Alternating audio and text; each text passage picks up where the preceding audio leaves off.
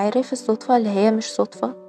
يعني لما تكون مثلا بتفكر في حد وتلاقيه بعتلك رسالة أو اتصل بيك في ساعتها، بتتكلم مع واحد صاحبك عن حد وتبص تلاقوه داخل عليكم، تكون في حالة حزن وتشغل الكاسيت أو الراديو تلاقي أغنية حزينة بتعبر عن اللي جواك بالظبط، أو بتفكر في موضوع ومشغول بيه جدا فتسمع حد بيقول كلام متفصل عن اللي داير في بالك زي ما هو، أو محتار بين طريقين أو اختيارين فتلاقي علامة معينة حصلت توجهك لاختيار منهم، وتكتشف بعد شوية إنه كان الاختيار الصح، أو تحلم حلم ويتحقق بعدها بساعات أو أيام أو حتى سنين، أو تحس إن في حاجة هتحصل من جواك وتتفاجئ إن هي فعلا بتحصل.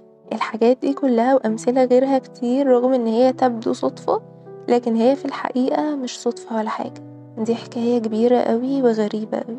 أهلا بيكم في حلقة جديدة من بودكاست سناكس وعي. حلقة النهاردة هنتكلم عن التزامن بكل أشكاله ومواصفاته، وممكن بأمثلة تكون حصلت معاك انت شخصيا في وقت ما. الحلقة دي بتشرح جزء مهم جدا من كتاب في دايرة الرحلة لدكتور محمد طه. زي ما قلنا الحكاية دي اسمها التزامن، بمعنى انه حاجة بتحصل جواك في عالمك الداخلي تتزامن معاها في نفس الوقت حاجة بتحصل براك في العالم الخارجي، من غير ما تنطبق عليها قواعد السببية المعروفة. يعني ما ينفعش نقول إن حاجة منهم هي السبب في حدوث التانية، ومن غير ما تنطبق عليهم كمان قواعد الزمان والمكان المتعارف عليه. الحكاية دي بتحصل عند بعض الناس أكتر من ناس تانية، ممكن تحصل في أوقات معينة وتغيب في أوقات تانية، ووارد إن هي تزيد في مراحل أو مواقف حياتية بعينها، وأكيد حصلت لك أنت شخصيا في وقت ما. خليني أحكي لكم على مثال هتفهموا منه النظرية بطريقة بسيطة أوي. في صباح أحد أيام شهر إبريل سنة 1949 كان العالم السويسري كارل يونغ بيكتب مقال عن معنى رمز السمكة في الأحلام والأساطير، سواء كانت سمكة بقى بشكلها المعتاد أو حرية بحر أو رجل نصه سمكة ونصه إنسان. يونغ كان مهتم جدا بالموضوع ده وكتب فيه كلام مهم جدا. اتفاجئ يونج بعد شوية إن وجبة الغداء اللي متقدمة ليه كانت سمك، وشوية كمان لما نزل عيادته بعد الظهر عشان يقابل أحد المرضى بتوعه، المريض كان معاه شوية صور مذهلة عن السمك. مساء نفس اليوم كان بيتعرض على يونج بالصدفة قطع قماش مطرزة بأشكال كائنات وأسماك بحرية. صباح اليوم التاني قابل يونج حد ما شافوش من 10 سنين. الراجل حكى ليونج إنه حلم الليلة اللي فاتت بسمكة عملاقة. يونج ما كانش مصدق التزامن الغريب في الأحداث والصدف اللي مش ممكن تكون صدف، وبدأ في دراسة الظاهرة دي وأطلق عليها التزامن. طبعا يونج وبما إنه الشخص اللي اكتشف الموضوع ده ودرسه وكتب عنه، عدى في حياته بكتير جدا من الأحداث والمواقف اللي فيها تزامن بشكل غير معتاد فعلا. مثال كمان شهير قوي ممكن يكون بعضنا عارفه، وهو إن في نوفمبر سنة 1920 وفي وقت كانت بتمر فيه الأديبة الفلسطينية مي زيادة بكتير من الحزن والوحدة، كان بيدق على باب بيتها ساعي البريد وسلمها رسالة مفاجأة ومدهشة من صديقها الشاعر والأديب المعروف جبران خليل جبران.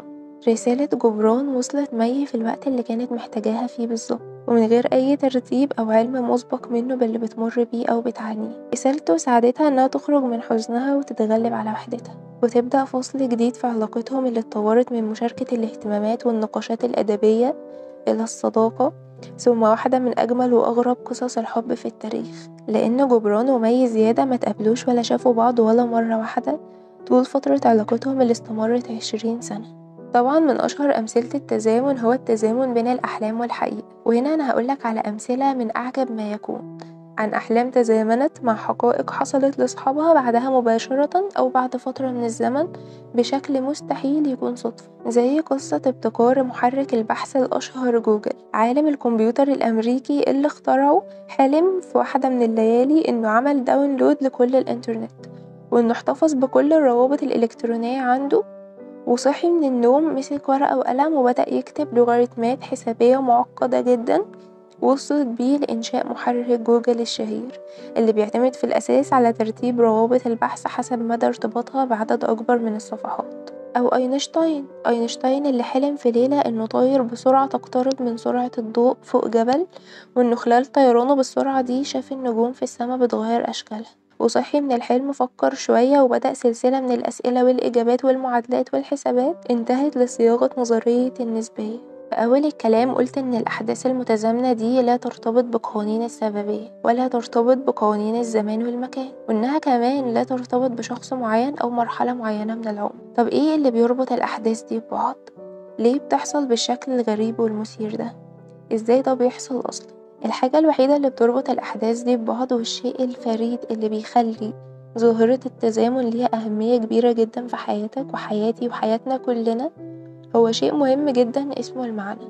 اللي يربط بين اللي بيحصل ده كله هو معناه، هو عاوز يقول ايه وايه الرسالة اللي وراه. عشان كده ظاهرة التزامن بيوصفوها ان هي الصدفة ذات المعنى. معنى انك تسمع كلمة انت محتاج تسمعها في التوقيت ده بالظبط، معنى انك تشوف حلم بيوصلك رسالة معينة انت مستنيها، معنى انك تقابل فلان اللي كنت لسه بتفكر فيه، معنى انه يحصل نفس اللي كنت حاسس بيه. طيب وإيه معنى كل ده؟ إيه الرسالة اللي ورا ظاهرة التزامن العجيبة؟ في الحقيقة في معاني ورسائل كتير ورا الظاهرة دي. أولهم هو إن عالمك الداخلي موصول بالعالم الخارجي، وإن اللي بيحصل في عالمك الداخلي بيؤثر بشكل ما وبطريقة غير مفهومة في العالم الخارجي. المعنى هو إنك مش منفصل عن اللي حواليك، وإن عندك القدرة على الانسجام مع الأحداث والمواقف والطبيعة نفسها. اللي بيحصل جواك بيأثر على اللي بيحصل براك، اللي بيحصل جواك ممكن يستدعي اللي بيحصل براك، اللي بيحصل جواك ممكن يكون ليه صدى واضح في اللي بيحصل براك.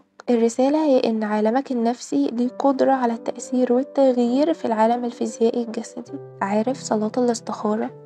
الطلب والدعاء لوجود علامة تقولك انت ماشي صح ولا غلط. ممكن تكون حلم وممكن تكون ارتياح أو عدم ارتياح داخلي، ممكن تكون سهولة ويسر أو صعوبة وتعقيد. صلاة الاستخارة في رأيي هي أكبر دليل وأوضح مثال على ارتباط ما هو داخلك بما هو خارجك وانفتاحهم على بعض، لدرجة إن حاجة تحصل براك تؤكد لك أو تنفي حاجة بتحصل جواك، تقولك هي صح ولا غلط، تشاورلك تمشي يمين ولا شمال، تفتحلك أو تقفلك الباب.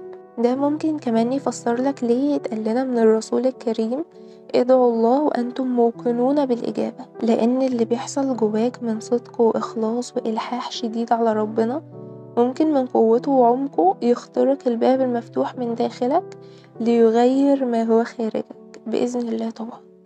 نفس المعنى في قول المسيح عليه السلام لذلك أقول لكم كل ما تطلبونه في الصلاة آمنوا أنكم تنالونه فيكون لكم. كل متوقع آت فتوقع ما تتمنى. والمقولة اللي بتقول تفاءلوا بالخير تجدوه. والأهم من ده كله أنا عند ظن عبدي بي. ربنا ما قالش حسن أو سوء، الظن عموما أنا عند ظن عبدي بي. شايف مدى ارتباط اللي بيحصل جواك باللي ممكن يحصل براك؟ دي معجزة يومية بتتحقق على ايد ملايين الأشخاص، ممكن تتحقق على ايدك انت شخصيا في يوم من الأيام، ممكن تتحقق تاني وتالت وطول ما في صدق ونية وعزم. المعنى التاني من ظاهرة التزامن وهو مش انك تقدر بصدقك وإخلاصك ونيتك الطيبة تأثر فيما هو خارجك بس، انت تقدر تؤثر فيما هو خارجك بالراجع، يعني فيما حدث بالفعل في الماضي.